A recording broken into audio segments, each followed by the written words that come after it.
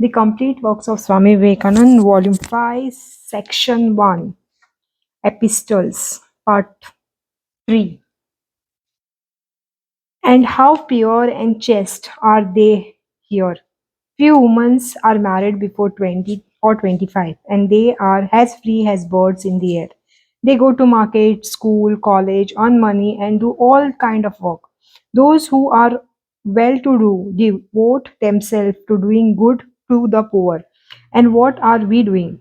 We are very regular in marrying our girls at 11 years of age. Least they should become corrupt and immoral. What does our Manur enjoy? Daughters should be supported and educated with a much care and attention as the sons. As sons should be married after observing Brahmacharya up to 13 years, so daughters also must observe Brahmacharya, said, and be educated by their parents. But what we are actually doing, can you better can you better the condition of your woman? Then there will be hope for your well-being. Otherwise, you will remain as backward as you are now. If anybody is born in the low caste in our country, he is gone or forever. There is no hope for him. Why? What is what a tyranny it is.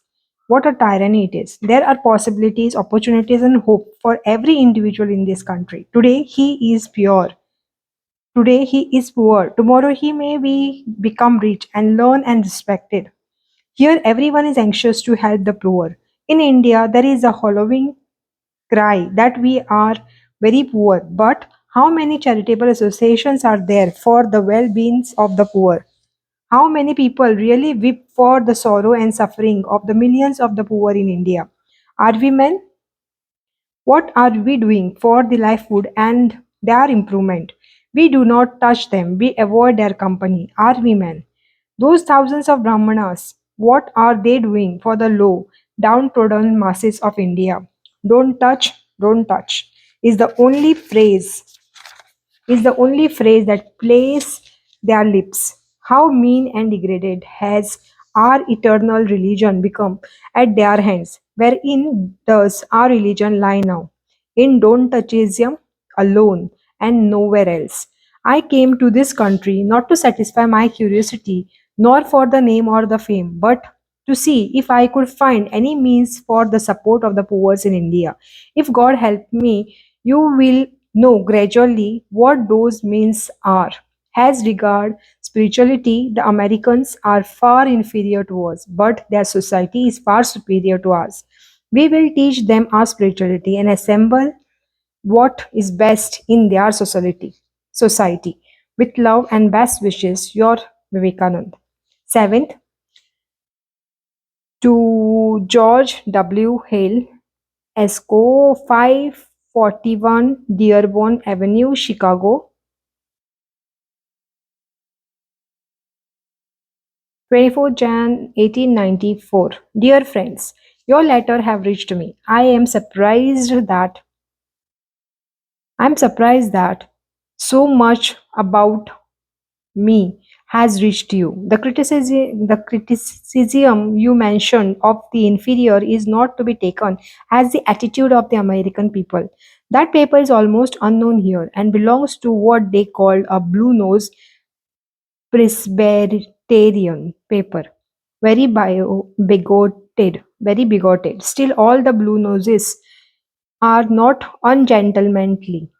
The American people and many of the clergy are very hospitable to me. That paper wanted a little notoriety by attacking a man who was being lionized by society. That trick is well known here, and they do not think anything of it. Of course, our Indian missionaries may try to make capital out of it. If they do, tell them, Mark, Jews, a judgment has come upon you.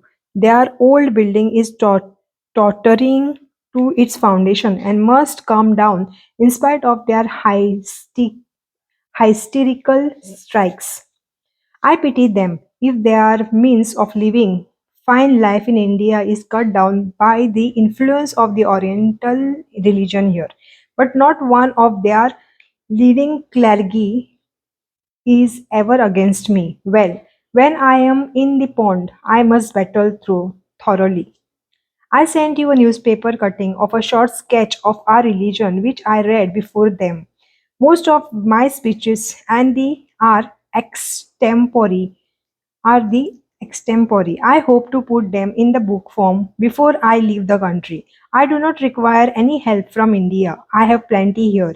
Employ the money you have in printing and publishing this short speech and translating it into the vernaculars through it broadcast. That will keep us before the national mind. In the meantime, do not forget our plan of the Central College and the starting from it to all direction in India. Work hard.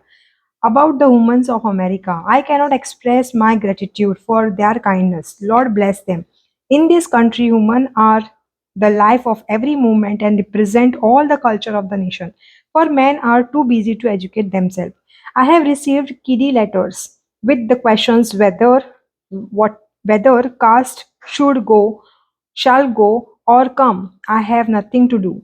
My idea is to bring to the door of the meanest, the poorest, noblest ideas that human race has developed both in and out of India, and let them think for themselves whether there should be the caste or not, whether women should be perfectly free or not, does not concern me. Liberty of thought and action is the only condition of life, of growth and well-being. Where it does not exist, the man, the race, the nation must go on.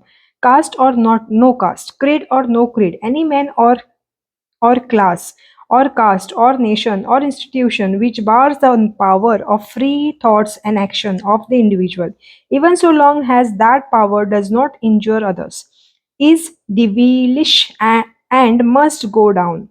My whole ambition in life is to set in motion a machinery which will bring noble ideas to the door of everybody, and then let men and women settle their own fate. Let them know what our forefathers as well as others nation have thought on the most momentous question of life. Let them see specially what others are doing now, and they decide. We are to put the chemicals together. The crystallization will be done by nature according to her laws. Work hard, be steady, and have faith in Lord. Let set to work. I am coming sooner and or later. Keep the motto before you. Elevation of masses without injuring their religion. Remember that the nation lives in the cottage, but alas, nobody ever did anything for them. Our modern reformers are very busy about widow marriages. Of course, I am sympathizer in every reform, but the fate of the nation does not depend upon the number of husbands their widows get, but upon the condition of the masses. Can you rise them? Can you give them back their lost individuality without making them lose their innate spiritual nature? Can you become an Occidental and Occidentals in the of the Occidental? Can you become Occidental of Occidentals in the spirit of equality, freedom, work, and energy, and at the same time a Hindu to the very backbone in religious culture and instinct? This is to be done, and we will do it. You are all born to do it. Have faith in yourself. Great convictions are the mothers of the great deeds. Onward or forever. Sympathy for the poor and the downtrodden, even unto death. This is our motto. Onward, brave lads. Your affectionately, Vivekanand. P.S. Do not publish this letter, but there is no harm in preaching the idea of elevating the masses by means of the Central College and bringing education as well as religion to the doors of poor by means of missionaries trained in this college. Try to interest everybody. I send you a newspaper cuttings only from the very best and highest. The one by Dr. Thomas is very valuable, writing as written by one of the, if not the leading clergyman of America. The interior, with all its fanaticism and the thirst for notoriety, was bound to say that I was the public favorite. I cut a few lines from the magazine also. Vivekanand. 8th, New York, 9th April 1894. Dear Alexinga, Alexinga. I got your last letter a few days ago. You see, I am so very busy here and have to write to so many letters every day that you cannot expect frequently communication from me. But I try my best to keep you in touch with whatever is going on here. I will write to Chicago. I will write to Chicago for one of the books of on the Parliament of Religion to be sent over to you. But by this time, you have got two of my short speeches. Secretary Sahib writes me that Secretary Sahib writes me that I must come back to the India because that is my field, no doubt of that. But my brother, we are to light a torch which will shed a lustre over all India. So let us not be in a hurry.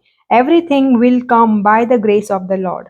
I have lectured in many of the big towns of America and have got enough to pay my passage back after paying the awful expenses here. I have made a good many friends here. Some of them are very influential.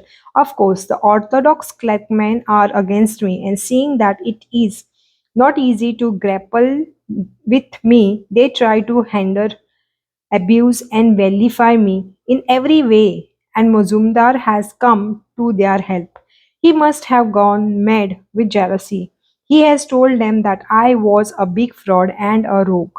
And again, in Calcutta, he is telling them that I am leading a almost sinful life in America, especially unchaste. Lord bless him. My brother, no good thing can be done without obstructions. It is only those who preserve to end that success. I believe that the Satyug, that is the golden age, will come when there will be one caste, one Ved, one peace and harmony. The idea of Satyug is what would revivify India. Believe it, one thing is to be done if you can do it. Can you convene a big meeting in Madras, getting Ramanath or any such big fellow as the president and pass a revolution of your entire satisfaction at my representation of Hinduism here and send it to the Chicago Herald, Inter-Ocean, and the New York Sun and the commercial advertisers of Detroit, Michigan. Chicago is in Illinois. New York Sun requires no particulars. Requires no particular. Detroit is in the state of Michigan. Send copies to Dr. Barrows, chairman of the Parliament of Religion, Chicago. I have forgotten his number, but the street in Indiana Avenue. One copy to Mrs. J. Bagley of Detroit, Washington Avenue. Try to make this meeting as big as possible. Get hold of all the big bugs who must join it for their religion and country. Try to get a letter from the Mysore Maharaja and the Diwan approving the meeting and its purpose. So of Khetri, in fact, as big and noisy a crowd as you can. The revolution would be of such a nature that the Hindu community of Madras, who sent me over, expressing its entire satisfaction in my work here, etc. Now try if it is possible. This is not much work. Get also letters of sympathy from all parts you can and print them and send copies to American papers as quickly as you can. That will go a long way, my Britain. The BS fellows the BS fellows here are trying to talk all sort of nonsense. We must stop their mouths as fast as we can, my boys, and put yourself to the task. If you can, do that, I am sure we will be able to do much in the future. Old Hinduism forever. Down with all their liars and rogues. Up, up, my boys. We are sure to win. As to publishing my letters, such parts are has oath to be published, may be published for our friends till I come. When once we begin to work, we shall have a tremendous boom. But I do not want to talk without working. I do not know, but G.C. Ghosh and Mr. Mitra of Calcutta can get up all the sympathizers of my late Gurudev to do the same in Calcutta. If they can, so much the better. Ask them if they can to pass the same revolution in Calcutta. There are thousands in Calcutta who sympathizes with our movement. However, I have more faith in you than in them. Nothing more to write. Convey my greetings to all our friends for whom I am always praying. Your blessing, Swami Vivekananda. 9th, USA, 20th May 1894. My dear Saradanand, I am in receipt of your letter and am glad to learn that Shashi Ramakrishnananda is all right. Now I tell you a curious fact. Whenever every one of you is sick, let him himself or any one of you visualize him in your mind and mentally say and strongly imagine that he is all right. That will cure him quickly. You can do it even without his knowledge and even with thousands of miles between you. Remember it and do not be ill anymore. You have received the money by this time. If you all like, you can give to Gopal rupees 3,000 from the amount I sent for the mat. I have no more to send now. I have to look after Madras now. I cannot understand why Sanyal is so miserable on the account of his daughter's marriage. After all, he is going to drag his daughter through the dirty samsar, which he himself wants to escape. I can have but one opinion of that condemnation. I hate the very name of marriage in regard to the boy or a girl. Do you mean to say that I have to help in putting someone into bondage, you fool? If my brother Mohin marries, I will throw him off, and I am very decided about that. Yours in love, Vivekanand. 10th, Chicago, 28th May 1894. Dear Ella Singha, I could not reply to your note earlier because I was whirling to and fro from New York to Boston, and also I was waited Narsima's letter.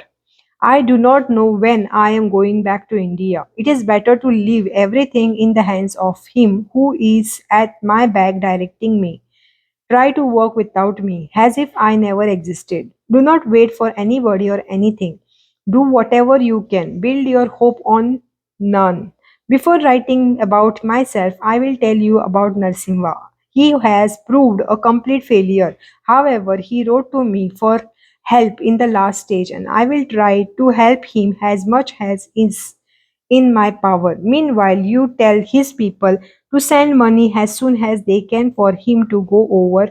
He is in distress.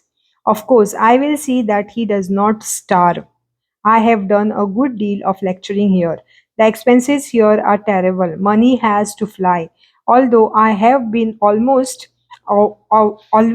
taken care of everywhere by the nicest and the highest families. I do not know whether I shall go away this summer or not. Most probably not. In the meantime, try to organize and push on our plans. Believe you can do everything now. Now that the Lord is with you, us, and so onward, brave and souls. I have had enough appreciation in my own country. Appreciation or no appreciation. Sleep not. Slackle not. You must remember that not a bit even of our plans has at carried out. Act on the educated young men. Bring them together and organize them. Great things can be done by great sacrifices only. No selfish, no name, no fame, your or my name, nor my master's even. Work, work, the idea, the plan, my boy, my brave noble, good souls, to the will, put your shoulders. Stop not to look back for name or fame or any such nonsense. Throw self overboard and work. Remember, the grass, when made into a rope by being joined together, can even chain a mad elephant. The Lord's blessing on you all. His power be on you all, as I believe it already. Wake up, stop not until the goal is reached, says the Vedas. Up, up, the long night is passing, the day is approaching, the wave has risen, nothing will be able to resist its tide fury. The spirit, my boys, the spirit, the love, my children, the love, the faith, the belief, and the fear not. The greatest sin is fear. My blessings on all. Tell all the noble souls in Madras who have helped our cause that I send them my eternal love and gratitude.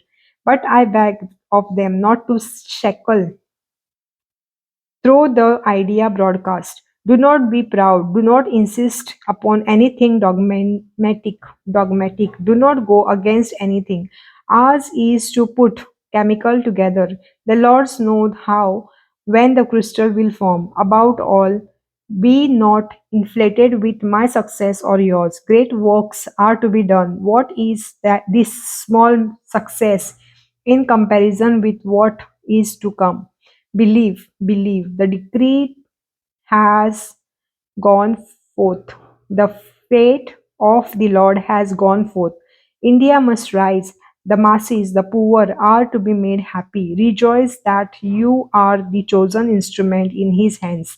The flood of spirituality has risen.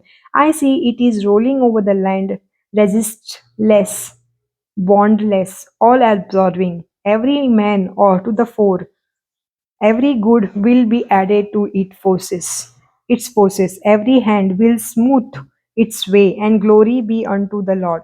I do not require any help. Try to get up or fund. Buy some magic lanterns, maps, globes, etc., and some chemicals. Get every evening a crowd of poor and low, even the parha, and lecture to them about religion first, and then teach them through the magic lantern and other things, astronomy, geography, etc., in the dialect of people. Train up a band of fiery young men. Put your fire in put your fire in them, and gradually increase the organization. Let it widen and widen its circle. Do the best you can. Do not wait to cross the river when the water has all run down. Printing magazines, paper, etc. are good, no doubt, but actual work, my boys, even if infinitesimal is better than eternal scribbling and talking. Call a meeting at Bhattacharya's. Get a little money and buy those things I have just now stated. Hire a hut or and go to work. Magazines are secondary, but this is primary. You must have a hold on the masses. Do not be afraid of the small beginning. Great things come afterward. Be courageous. Do not try to lead your brethren, but serve them. The brutal mania for leading has sunk many a great ship in the water of life. Take care specially of that. That is, be unselfish even unto death and work. I could not write all I was going to say, but the Lord will give you all understanding, my brave boys. At it, my boys, glory unto the Lord. Your affectionately Vivekanand. 11th USA, 11th July 1894. Dear Alesinga, you must never write to me anywhere else but 541 Dearborn Avenue, Chicago. Your last letter has traveled the whole country to come to me, and this was only because I am so well known. Some of these resolutions are to be sent to Dr. Barrows with a letter thanking him for his kindness to me and asking him to publish the letter in some American newspapers, as that would be the best refutation of the false charges of the missionaries that I do not represent anybody. Learn business, my boy. We will do great things at. Last year I only sowed the seeds. This year I mean to ripe them. In the in the meanwhile, keep up as much enthusiasm as possible in India. Let Kiri go this way, his own way. Let Kiri go his own way. He will come out all right in time. I have taken his responsibility. He has a perfect right to his own opinion. Make him write for the paper. That will keep him in a good temper.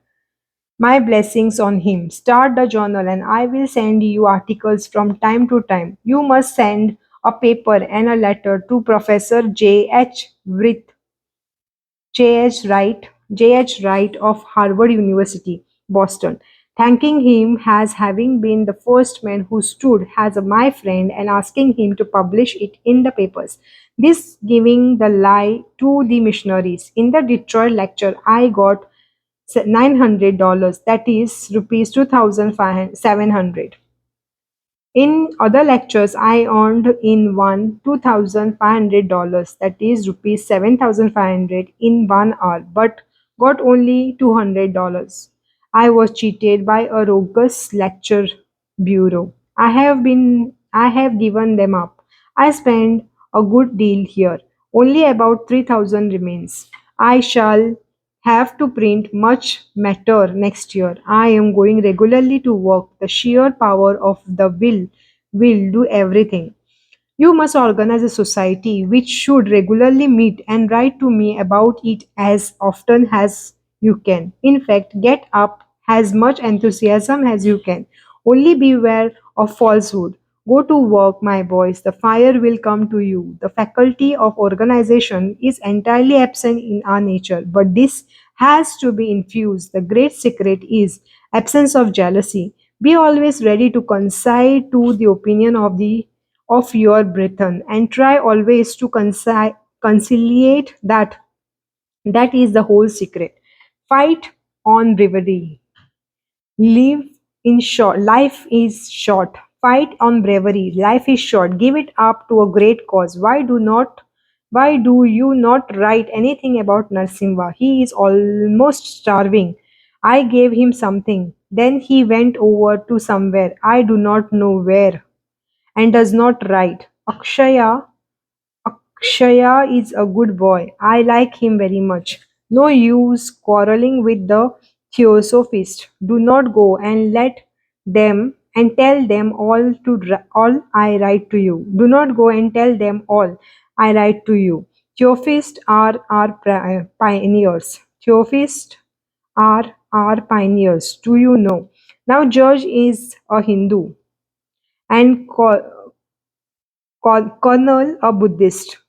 Now George is a Hindu and Colonel a Buddhist, and George is the ableist man here. Now tell the Hindu theosophist to support George, even if you can write George a letter, thanking him as a co-religious and for his labors in presenting Hinduism before Americans. That will do his heart much good. We must not join any sect, but we must sympathize and work with each other. Work. Conquer all by love. Try to expand. Remember, the only sign of life is motion and growth. You must send the pastoral revolution to Dr. J. H. Burroughs, Dr. Paul Carus, Senator Palmer, Mr. J. J. Bagley. It must come officially. I write this because I do not think you know the way of foreign nation. Keep on steady. So far we have done wonderful things. Onward, brave souls. We will gain. Organize and found societies and go to work, and that is the only way. At this time of the year, there is not much lecturing to be done here, so I will devote myself to my pen and write. I shall be hard at work all the time. And then, when the cold weather comes, people will return to their homes. I shall begin lecturing then again. And at the same time, organize the societies. My love and blessings to you all. I never forget anybody. Though I do not write often, then again I am now continuously traveling and the letters have to be redirected from one place to another. Work hard, be holy and pure, and fine will come. Your affectionately Vivekanand. Aniquesme, 20th August 1894. Dear sister, your kind, your very kind letter duly reached me at Anisquam. I am with the Bagleys once more. They are kind as usual. Professor Wright was not here, but he came day before yesterday, and we have very nice time together. Mr. Bradley and of Evanston, Mr. Bradley of Evanston, whom you have met at Evanston, was here. His sister-in-law had me sit for a picture several days and had painted me. I had some very fine boating and one evening overturned the boat and had a good drenching, clothes and all. I had very nice time at Greenneck. They were all so honest and kind people. Fanny Hartley and Mr. Mills have by this time gone back home, I suppose. From here, I think I will go back to New York, or I may go back to Boston to Mrs. Ollie Bull. Perhaps you have heard of Mr. Ollie Bull, the great violinist of this country. She is his widow. She is a very spiritual lady. She lives in Cambridge and has a fine big parlor made of wood work and brought all the way from India. She wants me to come over to her anytime and use her parlor to lecture. Boston, of course, is the great field for the everything. But Boston people are quickly take hold of anything has give it up, while the New Yorks are slow. But when they get hold of anything, they do it with a mortal grip. I have kept pretty good health all the time and hope I do in the future. I had no occasion yet to draw on my reservoir, yet I am rolling on pretty fair, and I have given up all money making schemes and will be quite satisfied with the bit and shares and the work on. I believe you are enjoying your summer retreat. Kindly convey my best regards and love to Miss Howe and Mr. Frank Howe. Perhaps I did not tell you in my last how I slept and lived and preached under the trees, and for a few days at least found myself once more in the atmosphere of heaven. Most probably I will make New York my center for the next winter. As soon as I fix on that, I will write to you. I am not yet settled in my idea of remaining in this country anymore. I cannot settle on anything of that sort, and by time. I must bid my time. May the Lord bless you all forever and ever, is the constant prayer of your ever affectionate brother Vivekanand.